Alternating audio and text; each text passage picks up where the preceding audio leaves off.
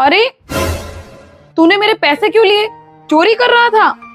नहीं नहीं आंटी, मैं चोरी नहीं कर रहा था, वो तो सिर्फ मैं ऐसे ही चोर को भगा रहा था। बेटा तूने मेम साहब के पैसे चुराए? चोरी की तूने? हाँ, मैं चोरी नहीं कर रहा था। वाह सुमित्रा वाह, तूने यही सिखाया अपने बेटे को?